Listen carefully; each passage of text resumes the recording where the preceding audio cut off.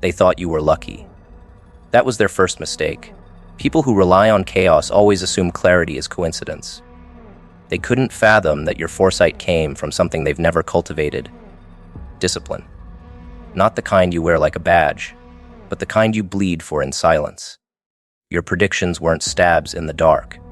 They were the slow consequence of pattern recognition, of psychological precision, of emotional calculus. While they were performing, you were profiling. While they rehearsed optics, you studied fractures. You weren't reacting to what was in front of you. You were deducing what came next from the pieces they left behind like breadcrumbs. And now, it scares them, because they've run out of lies to outrun your truth. They didn't take you seriously until they had to. It's always the same formula: mock, dismiss, panic. First, they ridiculed your observations. Too deep, too sensitive, too intense. Then you began predicting behaviors before they occurred. You mentioned things that hadn't happened yet, and then watched them unfold with eerie accuracy. That's when the questions began. That's when their eyes started shifting. Because it's one thing to be right once. It's another thing to make silence feel prophetic. Now they're tracing your past, calling people, revisiting old messages, trying to find the source of your insight. But there was no source, no secret file, just awareness, the kind you earn when you study patterns instead of personalities. You didn't get it from a book. You got it from being underestimated.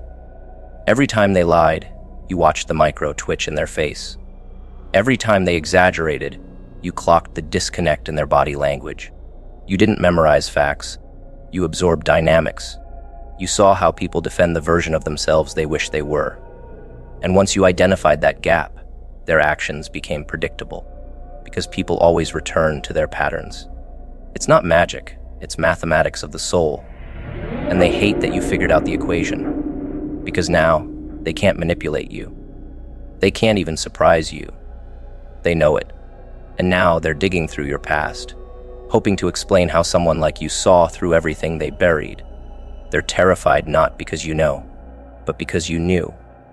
Because they realized your silence was never disengagement, it was processing. You listened to their casual remarks and cataloged the contradictions. You tracked the shifts in their tone when certain names came up. You took mental notes when their stories started to bend around the edges. They thought you were distracted. But you were documenting everything, not to hurt them, to understand them. And that's what terrifies people who live in deception. They're fine being disliked. But to be fully understood, that makes their skin crawl. That's why they're running background checks. Because they think you have something on them. But what you have isn't information. It's comprehension. You aren't dangerous because you act. You're dangerous because you don't have to. They know you know, and that alone destabilizes them. Your accuracy exposes their instability. Your restraint exposes their dependence. They want to believe you're lucky because it allows them to dismiss you as temporary. But your consistency proves otherwise. You're not a fluke. You're a system. A system that watched the fire instead of running from it. A system that studied manipulation from within and emerged immune to it. That's why they search your past like detectives with no warrant. Because they're hoping to find something that makes sense of their discomfort. But there's nothing to find. What you are can't be Googled. It can only be earned. They want to know how. That's the itch they can't scratch. They're used to dealing with noise, people who reveal themselves in pieces and fragments. But you stayed whole. You didn't overshare. You didn't flinch. You didn't correct the record when they lied. That's why they're rattled. Because most people are mirrors. You're a wall. And when they can't see themselves in you, they panic. So now they whisper your name in rooms you haven't entered in months. They ask questions they don't want the answers to. Because if they admit you saw it all before it happened, they'd have to admit they were never in control to begin with. You know what they're looking for. Some trauma. Some guru. Some master plan they can dissect. But all you ever did was observe. You didn't escape pain.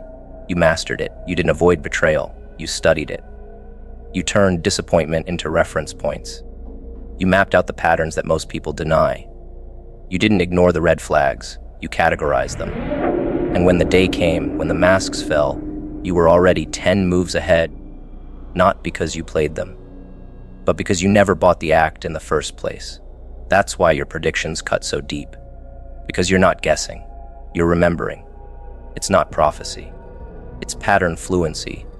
You knew that the one who over-explains always hides something. You knew that the one who smiles too often is desperate for belonging. You knew that the loudest person in the room is often the most afraid. You didn't judge them for it. You just counted on it. And when the script repeated, you didn't act surprised. You stayed still, and that stillness felt like a trap to them. Because liars crave momentum. They can't survive quiet accuracy. They need you to doubt what you see, but you didn't. You believed your gut. You sharpened it. And now, they're left scrambling through your timeline, hoping to find the moment you became too dangerous to manipulate. They ask others about you now. Subtle at first, then obsessive. They watch your posts. They study your wording. They listen for any trace of exposure. But you say nothing. Because you don't predict to prove. You predict to protect. Your insight isn't weaponized. It's woven. You use it to design your exits, sculpt your boundaries, choose your silence. They want to know if you're angry, if you're coming for them. But that would be too easy, too ordinary. No, you're done playing the game. You're writing your own rules now. And that's what breaks them. They still think in moves. You think in outcomes. They think in weeks. You think in decades. They called you dramatic because your truth made their performance look rehearsed. You were too raw, too precise, too unwilling to dilute what you saw. They couldn't handle that, so they labeled it instead dramatic, as if the intensity of your awareness was a flaw, not a gift. You noticed what they hid behind their smiles. You questioned what they said too quickly. You challenged the tone behind their compliments. You saw the crack before it became a fracture, and that made them uncomfortable. Because people who rely on image can't survive in the presence of someone who refuses to unsee. They called you dramatic, but the truth is, they needed you to be wrong so their act could feel right. You weren't explosive. You were exact. And that's what they couldn't stomach. They called you overthinking every time you paused to examine what others were too afraid to touch. You didn't take people at face value, and that made you dangerous in a world addicted to masks. You analyzed patterns, questioned motives. You asked not what they said, but why they said it and who they became when no one was watching. And because they couldn't outmaneuver your intuition, they dismissed it as paranoia. But the irony? Every one of your predictions came true. Every single one. They tried to gaslight your gut into silence, hoping if they called you too much, often enough, you'd shrink into acceptability. But you didn't. You kept asking. You kept watching. And eventually, your accuracy turned their laughter into unease. Because they never expected the overthinker to outmaneuver the ones who never thought deeply at all. They called you fragile because you felt everything. And in their shallow world, emotional depth is mistaken for instability. You weren't fragile, you were aware. You picked up on tones they buried.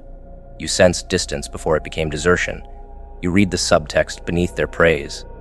And instead of pretending not to notice, you felt it. Fully. Painfully. Completely? They couldn't do that. So they dismissed your sensitivity as weakness, when in fact, it was their own discomfort reflected back at them. They needed you to be fragile because they couldn't accept that someone so emotionally tuned could also be that unshakable you cried. Yes, but you never broke. You grieved, but you never begged. You shook, but you never shattered. That's not fragility. That's alchemy. It was always projection. Every accusation, every label, every sideways insult disguised as a joke, it all came from the same source, their inability to process themselves. They projected because they couldn't hold a mirror to their own instability. So they threw it at you. You became their container, their scapegoat, their emotional landfill. Every time they felt insecure, they framed you as the unstable one. Every time their lies trembled, they blamed your overanalysis. Every time their mask slipped, they blamed your sensitivity. But deep down they knew. You weren't broken. You were aware. And awareness feels threatening to those still lying to themselves. You weren't hard to love. You were hard to manipulate. That's the truth they'll never say aloud. Your questions ruined their narratives. Your silence shattered their control. Your presence forced honesty. And honesty was never something they prepared for. So they called you complicated. Too much. A handful. Because they needed a reason to devalue the one person they couldn't outsmart. You didn't play dumb. You didn't play helpless. You didn't let their charm override your clarity. And for people who feed on emotional leverage, that kind of autonomy looks like defiance. They weren't prepared for a love that required no rescuing. They feared you not because you were loud, but because you were right. Your observations aged like prophecy. You didn't guess. You saw. And every time you walked away, they began to see the holes you warned them about. But instead of admitting you were right, they doubled down, attacked your tone, mocked your delivery, anything to avoid saying, "You saw this coming." Because if they admitted that, they'd have to admit their failure to listen, their failure to care, their failure to change. So they called you names, not because you were broken, but because they were unraveling, and your awareness made their unraveling impossible to ignore. They needed you to doubt yourself. That was the goal from the beginning. If they could get you to distrust your own mind, they could overwrite your reality. But you held the line. Even when they isolated you, even when they laughed in circles, even when they said you were being too deep for noticing the pattern, you held on, quietly, in rooms where you were the only one awake. And that's self-trust. That's what saved you. That's what burned through their illusions like acid. That's what made your return unrecognizable. Because you didn't come back needing an apology. You came back crowned in clarity. And nothing terrifies liars more than the one who was never confused. You weren't intense. You were awake. You weren't broken. You were built differently. And they knew that. They always knew. That's why they tried to shrink you into something manageable. They knew you were too much, for the version of themselves they were pretending to be. So they tried to cut you down to size, to tame you with guilt. But you kept growing, kept feeling, kept knowing. And now they speak your name with caution, not because you hurt them, but because you survived every tactic they used to contain you. You walked away with your soul intact. That's what haunts them. The real tragedy is they could have learned from you. You were never trying to dominate. You were trying to connect. But your clarity made shallow people defensive. They couldn't match your depth, so they mocked it. They couldn't follow your intuition, so they discredited it. They couldn't sit in the presence of someone that grounded, so they called it unstable. And by the time they realized they'd mistaken wisdom for weakness, it was too late. You were already gone, already evolved, already unreachable to anyone who needs control more than they want truth. And now, they wear your name with a tension they can't explain, because what they called dramatic was the warning. What they mocked as overthinking was the foresight. What they labeled fragile was the storm held in restraint. You were never the issue. You were the mirror. And now, long after your silence has replaced your presence, they see themselves without distraction. That's the curse of projection. It always returns. And when it does, it doesn't knock. It reflects. It exposes. It hurts, just like you did quietly, unforgivably.